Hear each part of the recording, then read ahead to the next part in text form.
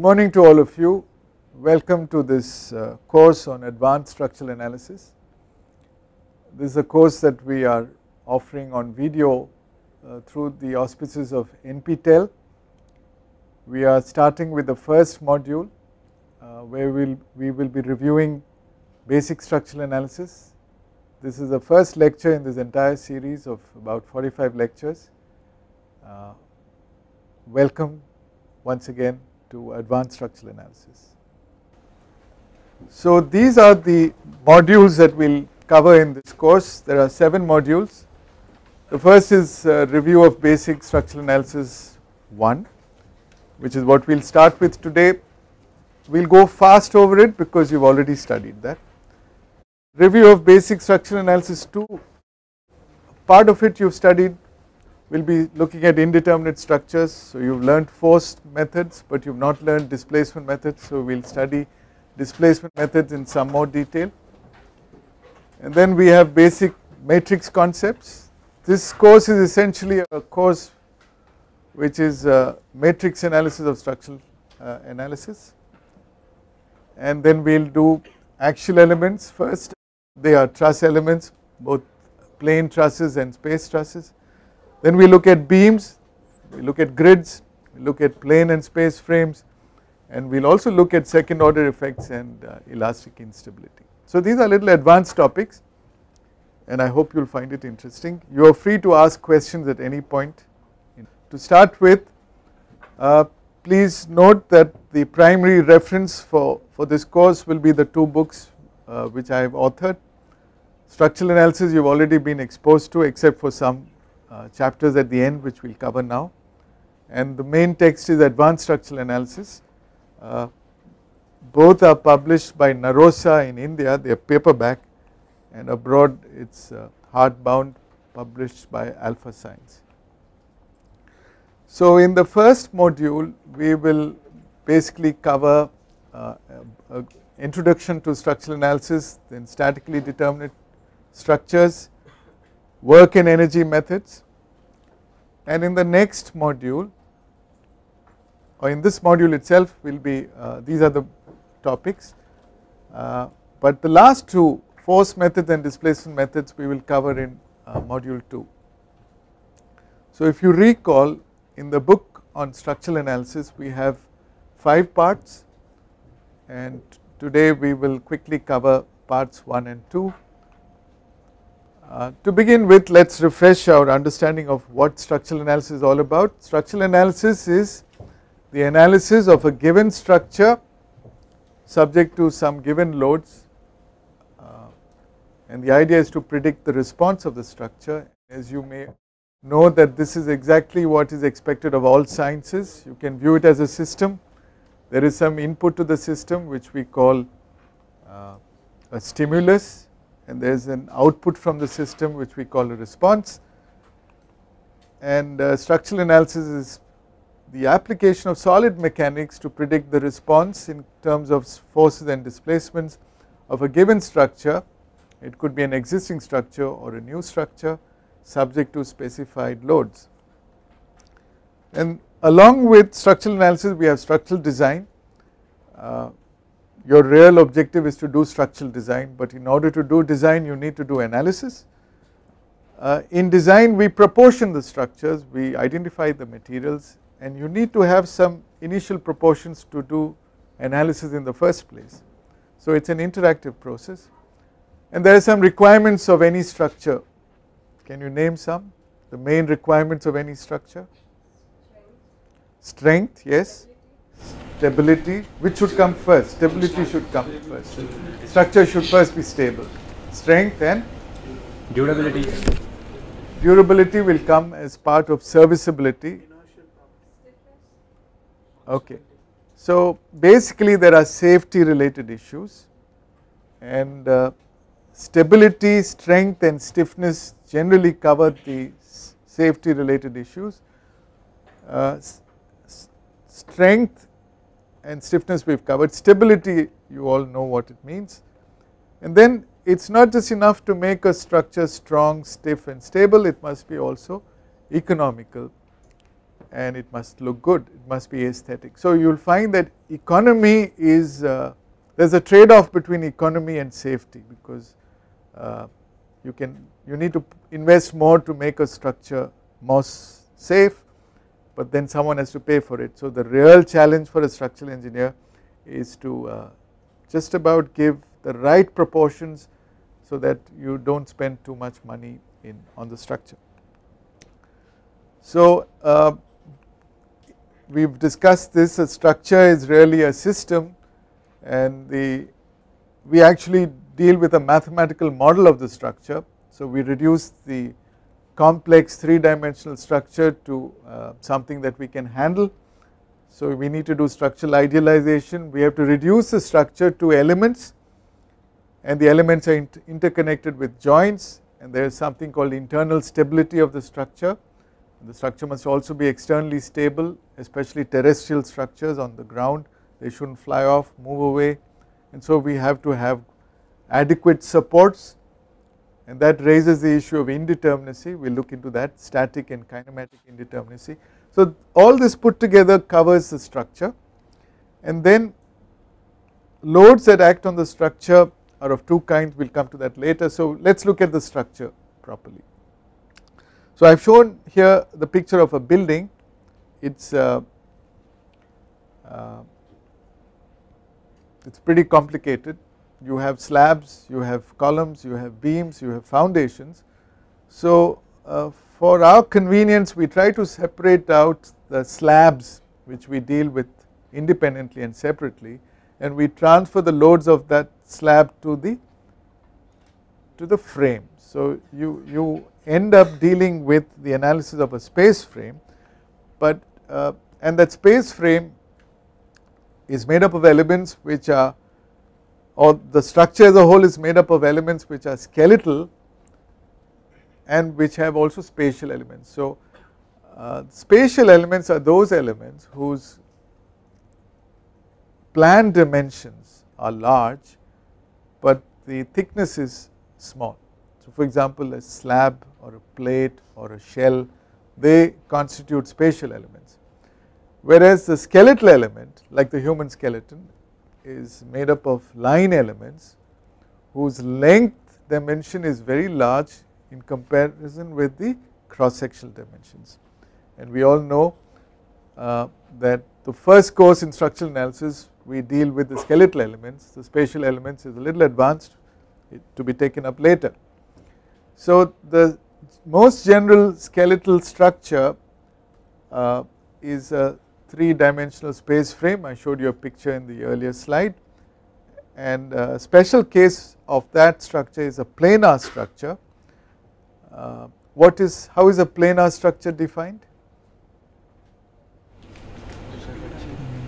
All the elements and nodes are in the same plane. All the elements that make up the structure must lie in one plane, and the loads that act on the structure must also lie on that same plane.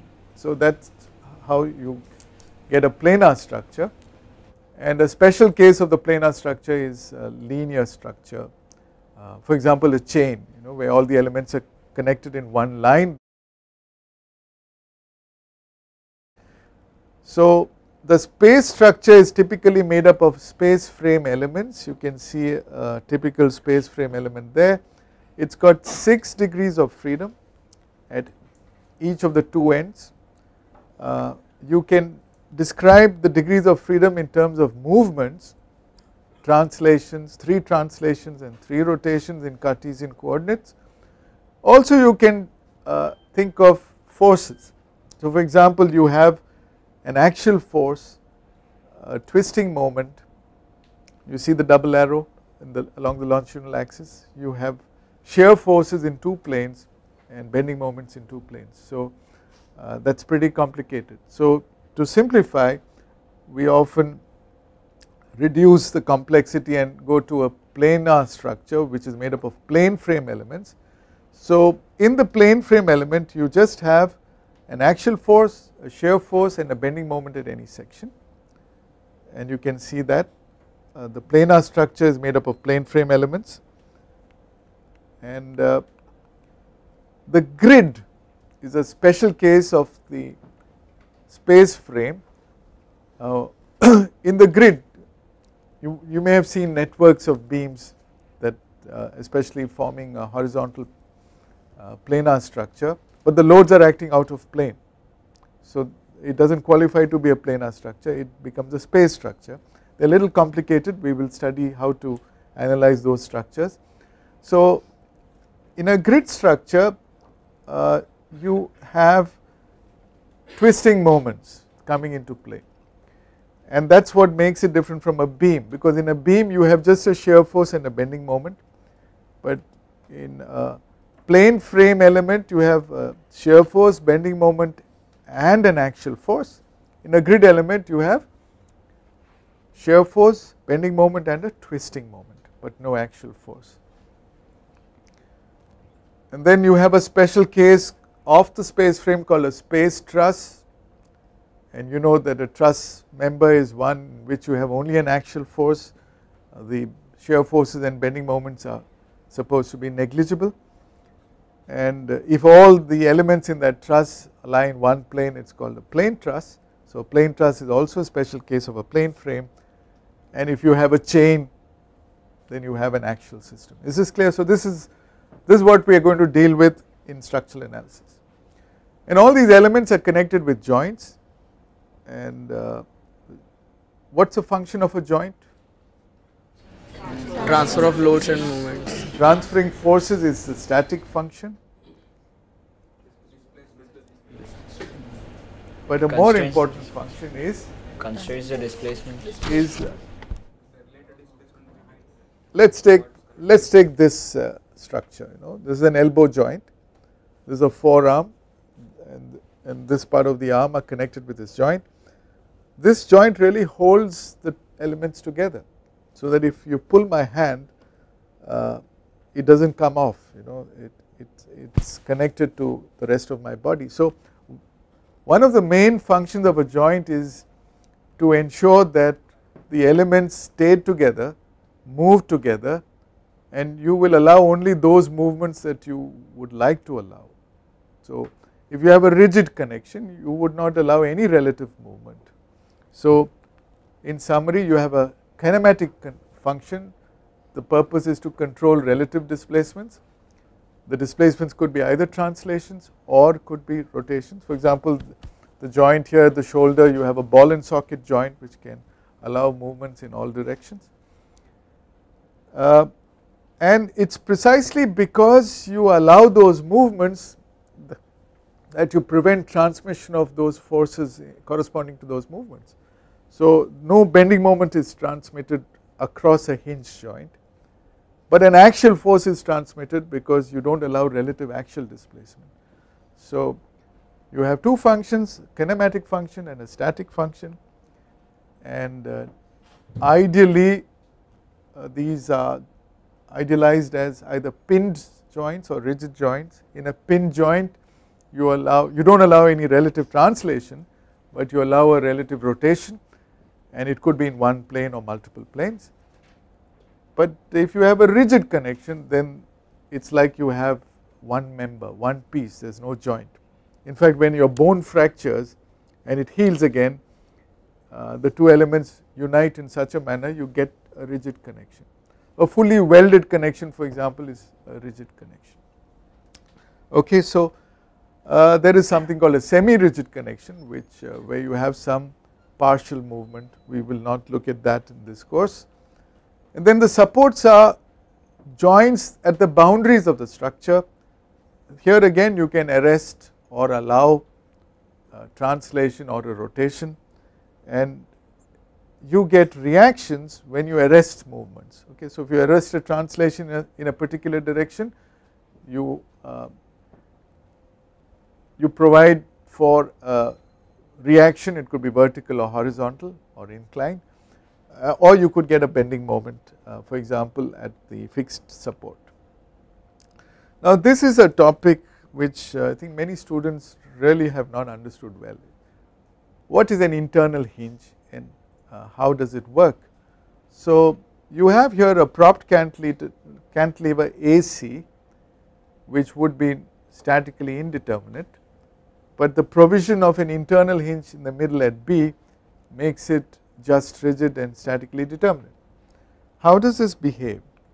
Well, take a look at the deflected shape, and this is something I have always emphasized.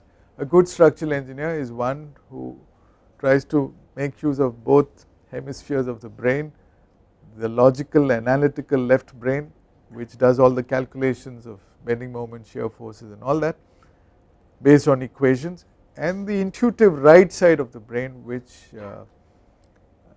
can see directly without doing any calculations, and it is necessary to correlate these two, and that is why structural analysis is a beautiful subject to develop oneself.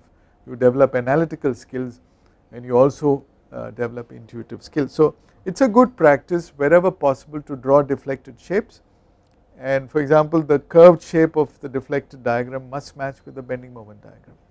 So here you see that at the joint B there is a relative change in angle, there is no need to satisfy rotational compatibility, and you will find that of the two elements AB and BC, one is dependent on the other. Which is dependent on which? BC is dependent on AB. AB can stand alone on its own, it is a cantilever, but BC is not. BC will fall down because there is no support given at B. So if you had to separate out these two elements, what kind of support would you provide at B? You will provide a spring support because you can get a vertical force transfer at B, but B can move. So you should ideally model the correct element, and here a spring element is appropriate, and you can see that the load P2 will be shared, if it is right in the middle, equally by the forces at B and C, and the shear force developed at B gets transmitted to the cantilever AB, and that is how it operates, and this, so now it has become statically determinate. So it is very easy to do that. You basically invoked an equation that the bending moment at B is 0, no bending moment can be transmitted from one to the other, but even more important, you can really appreciate how this works. BC is dependent on AB. For example, the load P1 acting on that structure will go entirely to AB because AB can stand on its own, nothing gets transmitted to the support at C, but the load P2 needs the help of AB, so part of it reaches AB. And if you look at the practical construction, these are often used in bridges, you will find that it is an articulation like this, and there is a bearing provided, and clearly you can see from that detail at B that BC is sitting on AB at B and not vice versa. So another way to look at it is in this manner. Here it is very clear which is the child and which is the parent. Now I showed this picture earlier of a space frame. A space frame is also very difficult to compute, to analyze. Why is it difficult to analyze? 60 degrees. Sorry? Because it has 60 degrees of Because it has? 60 degrees of Not, that is not the right answer. Statically It is highly indeterminate. Okay, it is highly indeterminate. You need to solve many simultaneous equations to crack the problem. So traditionally you try to simplify it. So what you do is you break it up into plane frames and you make some assumptions. The assumption you make is that the frames in the transverse direction and the frames in the longitudinal direction really do not interact. They will interact, for example, if the building twists, but if it does not, if it is a kind of a regular symmetric structure, we can make this idealization. So and if it is a long building, all the plane frames are identical, so you need to analyze only one of them or maybe two of them, an intermediate frame and end frame. So it becomes much simpler. This is how it is handled, and that is a plane frame element. So under gravity loads, for example, a plane frame will look like this, and even this is a little difficult to do, and traditionally the concept of substitute frames have been used to simplify the analysis.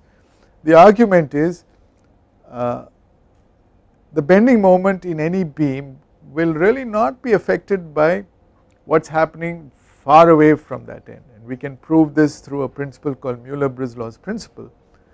So you could assume, you could take out one floor separately and assume the columns to be fixed at top and bottom.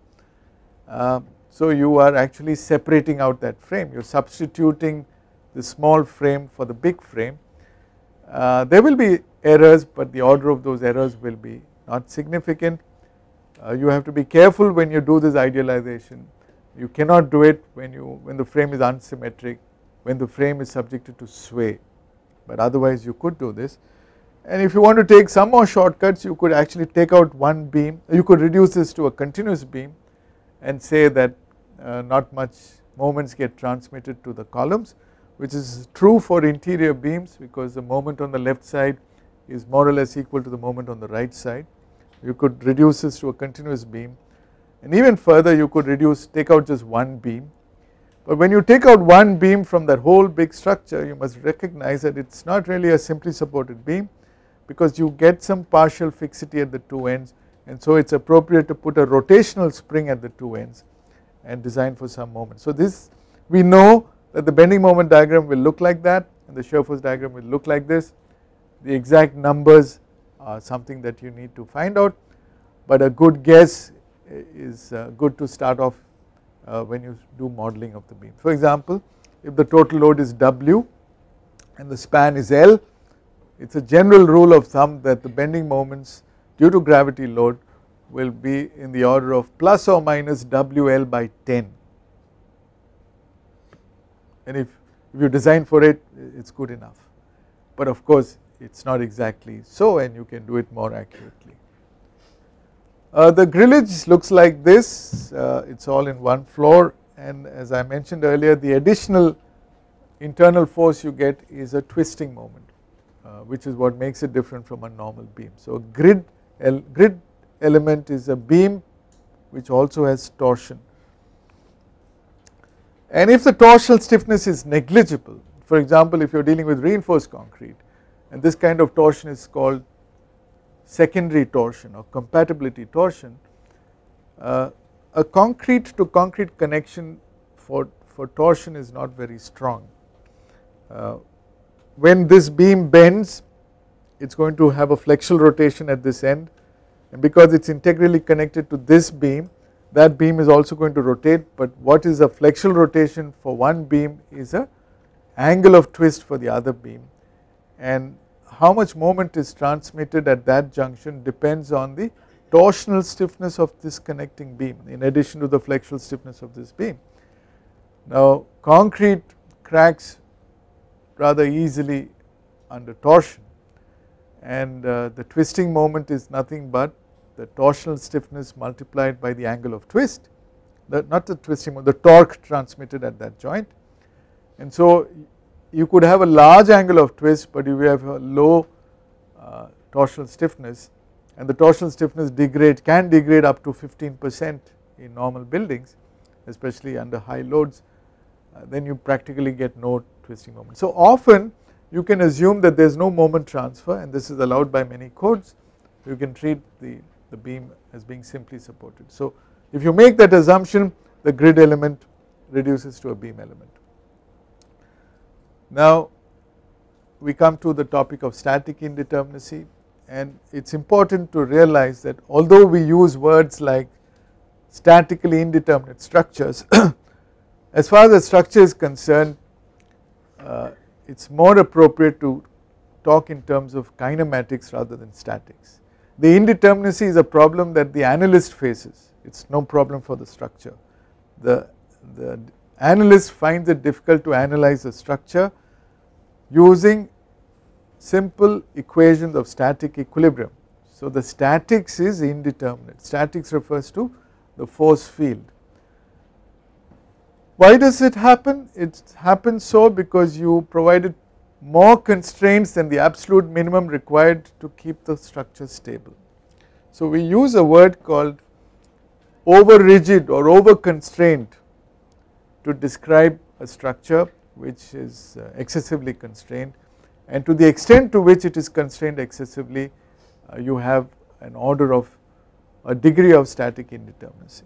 So for example, you are familiar with this is a simple truss, you know it can be proved that m plus r, if it is equal to 2j, m is the number of bars also signifying the number of unknown internal forces, r is the number of reaction components, and j is the number of joints, and at every joint in a plane truss you can have two forces that can act. You have two equations of equilibrium if you use the method of joints. That is how this equation holds good. Now here you still satisfy m plus r equal to 2j, but the structure is unstable because you have not located the members properly, you do not have triangulation here, and that segment on the right can deform, and it is important to know how it will move. It is unstable, those elements cannot take any shear. But if you provide an extra diagonal element, then you have a degree of static indeterminacy equal to 2. We have studied all this, it is just a simple introduction. So here you have an example of an unstable structure in the middle, a just rigid structure whose degree of static indeterminacy is 0, and on the right you have an over rigid structure whose degree of static indeterminacy is 2. Now here is something that we will really need to understand. It gives us a framework to do matrix analysis of structures. So take a look at this simple plane truss which satisfies m plus r equal to 2j. You have 11 members and you have 7 joints, each joint has 2 degrees of freedom, so you have 14 degrees of freedom. Let us first see in what all ways we can apply forces. So you can apply F1 and F2 orthogonally. For convenience we choose x and y directions, and we can keep numbering them F1, F2, F3, F4, F5, F6 all the way to F14, and in this numbering you will notice that I have pushed the reactions towards the end of that numbering system. If you treat this as a simply supported system, at the extreme left support you have a vertical reaction and a horizontal reaction, those are labeled F12 and F13, and at the right side you have F14 acting upward or downward. Is it clear? So these arrows show joint forces. Some of those joint forces are support reactions and some of those joint forces are potential loads, and with this kind of description you have a complete description of the external forces on a structure, some of which could be unknown reactions. Is it clear? So here I have shown a free body of that structure, but the force field in a structure also includes internal forces, and there are 11 bars in that structure, each one has an unknown axial force which could be tension or compression. So if we take out for example the bar number 11, if you take a free body of that bar, I have shown an axial tension in that bar, the internal force is marked as N11, N stands for normal force, and here is another picture which shows the possible displacements in the structure, and we will use the same numbering system. If you have F1 and F2 at that top corner joint towards the left and right, we have the same labeling system for displacements D1 and D2. So 1 and 2 are sometimes referred to as coordinates, they are kind of unit vectors because they identify both the location and the direction of either a force or a displacement, but they are all external. Okay, the forces are external to the structure, so are the displacements, they act at the joints. So you can have, if you have, you can have 14 values of displacements. Now let us look at that same bar and see it has displaced in a certain manner. you will find that the movements at the two extreme joints, which we have labeled here D9, D10, D5 and D6, will dictate how much that bar has deformed, because this is simple geometry. This is called compatibility. So the bar, let us say it has elongated, and we label the elongation E11, E standing for 11. Clearly E11 must be a function of the joint displacements, vertical and horizontal. So if you look at the displacement field is made up of joint displacements, which I have labeled dj, and member elongations, which I have labeled ei. J can vary from 1 to 14 in this case, and I can vary from 1 to 11. And conjugate with this definition, you have Fj, the joint forces, which J can vary from 1 to 14, and Ni, the internal axial forces, I can vary from 1 to 11. Is this clear? So this is a kind of simple framework which is useful for us. The important thing to note is all the forces must satisfy equilibrium, and all the displacements must satisfy compatibility. Now you are familiar with static indeterminacy. It is important to know this new term called kinematic indeterminacy. It is very simple. Our real task in structural analysis is to know everything about the force field and the displacement field, right. In the force field, you saw earlier there were some knowns and some unknowns. The knowns are the loads that are applied, the unknowns are the reactions and the internal forces. That is a force field. As far as the displacement field is concerned, usually everything is unknown. Okay, the displacements are not known and the bar elongations are not known. If we wish to, we should be able to calculate everything, and that is the whole idea of doing structural analysis. Now kinematics is concerned with movements, statics is concerned with forces. So in a truss the movements are joint movements, which are translations in the x and y directions in this example, and the elongations in the different members. Is it clear? So we also found that it is enough to talk about joint displacement, because once you know the joint displacements, you also know the bar elongation, because there is a compatibility which ties the bar elongations to the joint displacement. So indeterminacy in a kinematic sense in a truss is related to only joint displacements.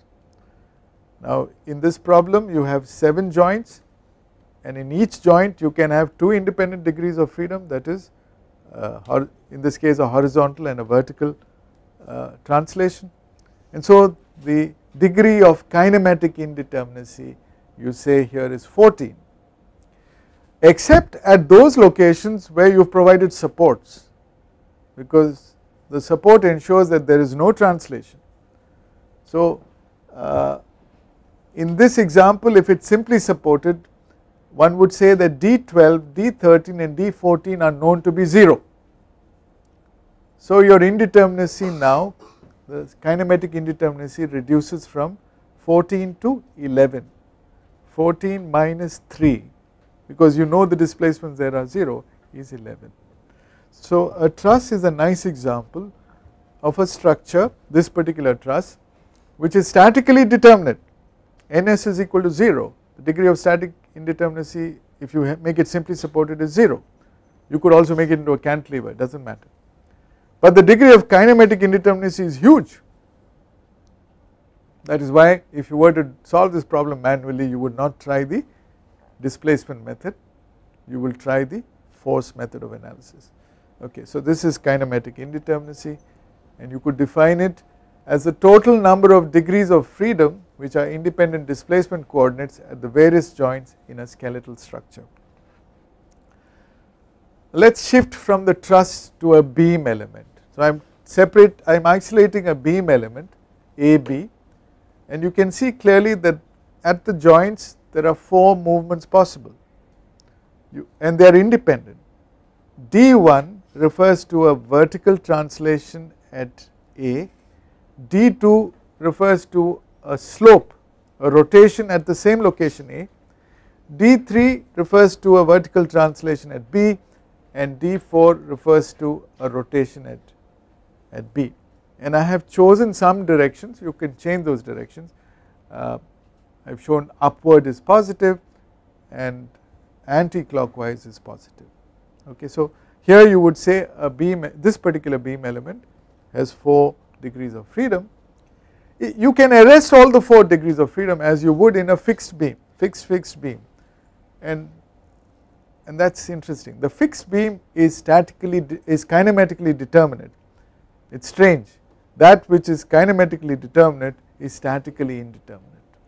Okay. The fixed beam is kinematically determinate. The cantilever has a degree of kinematic indeterminacy of 2, because on one end you do not allow movements, on the other end you can have a translation and a rotation. Does it make sense? If you have a continuous beam, then you can see that there are 4 movements possible, 3 rotations and 1 translation.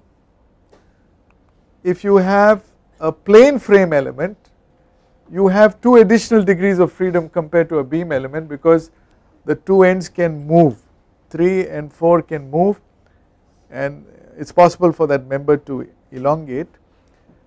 One assumption we often make is that axial deformations are negligible.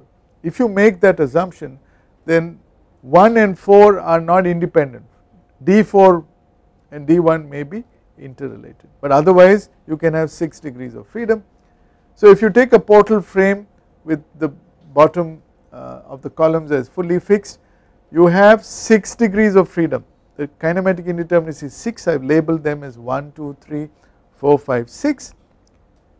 But if you ignore the axial deformation, that 6 reduces to 3, because the 2 columns will not change their lengths, so there is no vertical movement possible, and the sway is the same for the entire frame. That means if that beam element will move horizontally, the left end and the right end will move identically. Does it make sense?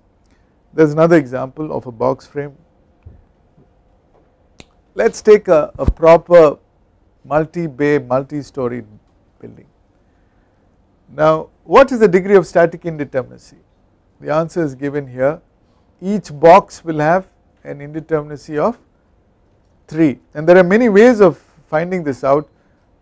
You know the tree example, you cut it into different trees, the tree is just rigid and statically determinate. So you need to make a cut on every beam, so that, and every location where you make a cut in a plane frame, you expose how many unknowns?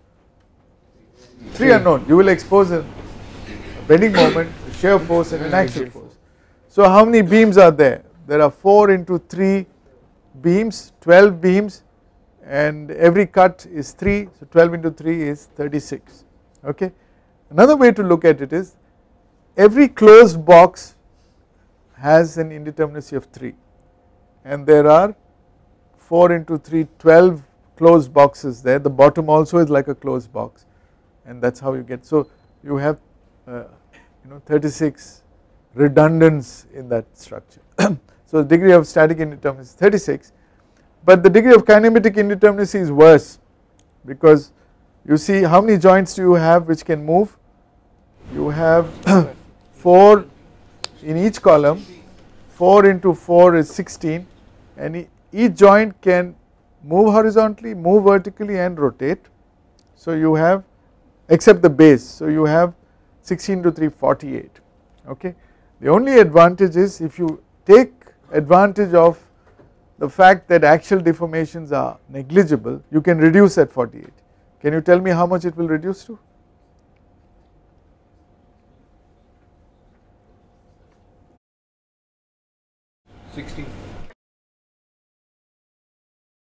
It reduces to 16 rotations, but there are 4 sways possible, right, because the whole floor as a whole can move to the left or to the right. So you have 16 rotational degrees of freedom, and 4 translational degrees of freedom. So if you make this assumption, then the degree of kinematic indeterminacy is much less than that of the static indeterminacy, and so you will find that the displacement method is a good option. So now let us look at the loads. There are 2 types of loads. You can have direct actions and you can have indirect loading. I hope you remember this, and the response is made up of the internal forces, the support reactions and the displacements. Generally we wish to know everything about the force field, but we may not be interested in knowing all the displacement, just a few critical maximum deflections here and there. So that is the difference between the force response and displacement response. And the direct actions and the internal forces and support reactions put together make up the force field. The internal forces in a skeletal structure are made up of axial forces, bending moments, shear forces, and they could vary from point to point along the length of every element. Whereas the indirect loading is usually a disturbance in the displacement field. What are the types of indirect loading that you expect in a structure? Support settlements, temperature, shrinkage, environmental related loads which are not very obvious, and no, those are all direct actions. There is a third type of loading, indirect loading. Constructional errors, for example lack of fit in trusses. Well, how do you know that your solution in structural analysis is correct? You need to have some checks. So if you have an indeterminate structure, you can have multiple solutions. How do you know which solution is correct? So the laws of mechanics suggest that you have to ensure that these 3 requirements are satisfied. First, all the forces should satisfy equilibrium. Your force field should be statically admissible. Number 2, your displacement field should be compatible. So these are important words to remember. Equilibrium has to be satisfied, compatibility also has to be satisfied, and finally the relationship between forces and displacements, the force displacement relationships should also be satisfied. Now the force displacement relationships have 2 aspects to it. One is the stiffness flexibility aspect that comes from the stress strain relationship of the material, and we deal with linear behavior, so you need to have a modulus of elasticity well defined for the material.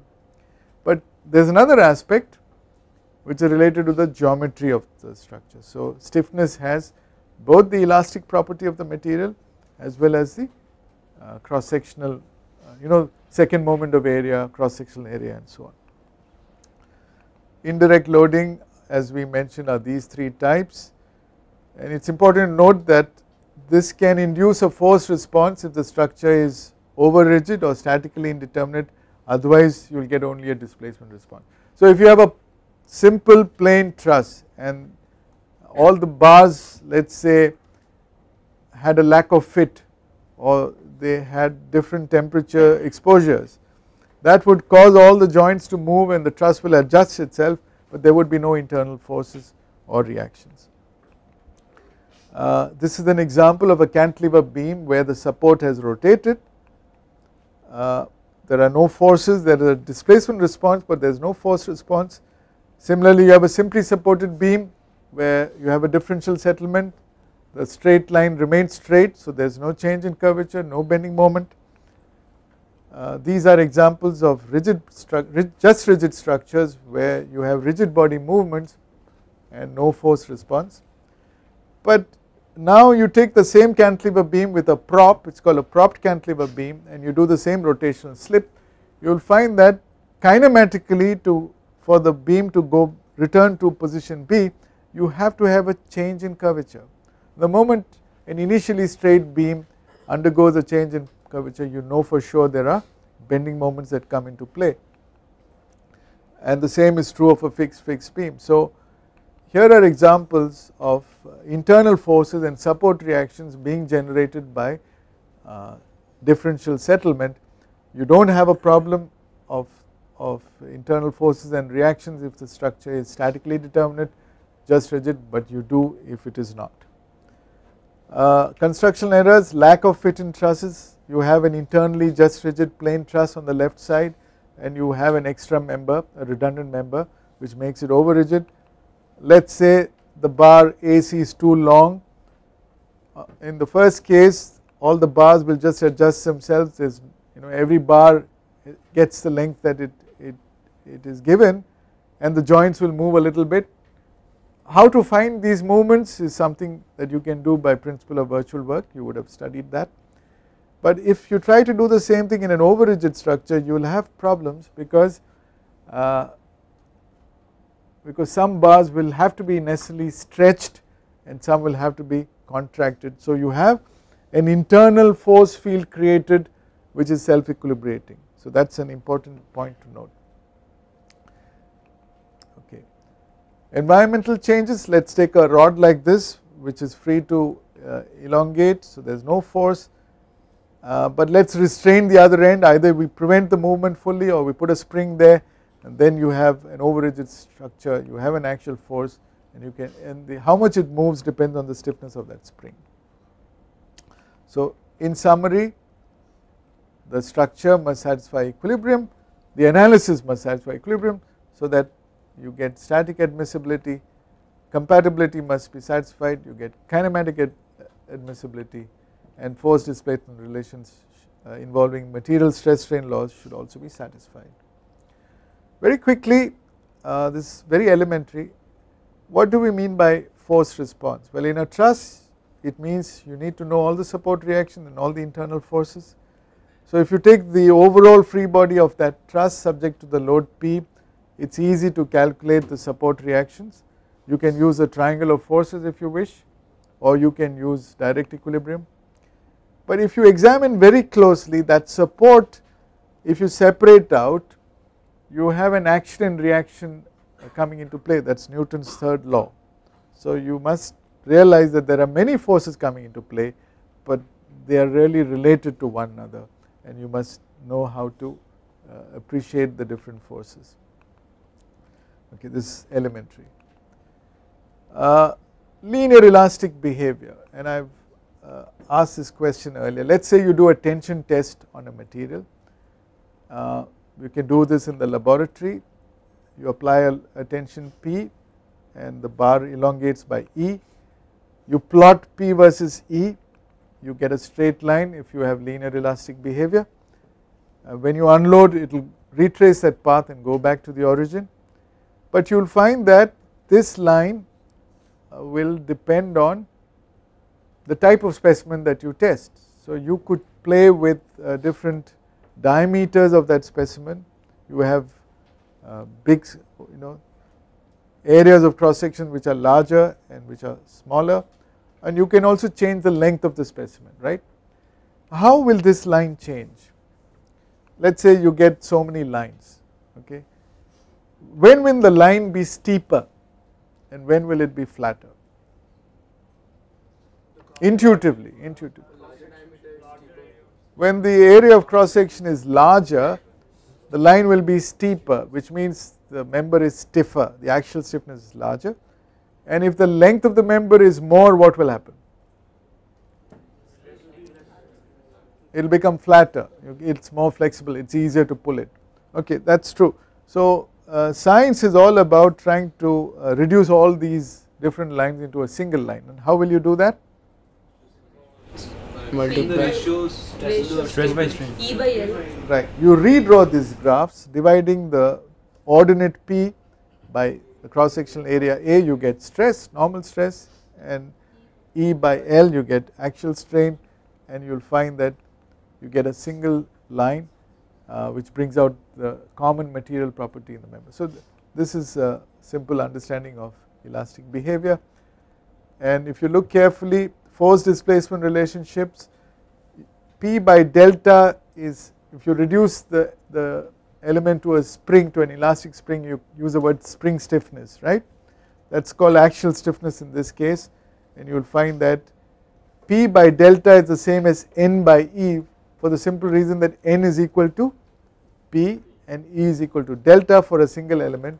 So if you have different bars, you can define axial stiffness Ki for the ith bar as, you can prove it to be Ea by L, okay, from the definition. So we will conclude with this last slide on displacement response. Force response was finding internal forces and support reactions. Displacement response all about finding essentially deflections and rotation. So if you take that same example, once you know the internal forces, you know the bar elongations by dividing the actual force in each bar by its axial stiffness. Axial stiffness is Ea by L, and if you try to plot this, you will find that the bar 1 wants to elongate and the bar 2 wants to reduce in length. So with center at A and radius AB plus E1, you try to draw an arc, it will come vertically, and so this way of construction is possible geometrically. This is called the classic Williott-Moore diagram. So it is possible to locate the fresh location of the joint B, and that is how you get the vertical and horizontal displacement. So the idea of showing you this slide is to convey to you that there is a strong relationship. We will see in matrices there is a matrix relationship which relate E1 and E2 to D1 and D2, D1 being the horizontal deflection and D2 being the vertical deflection. So this is a kinematically admissible response. We will stop here, we are just doing a review, we will continue in the next class. Thank you.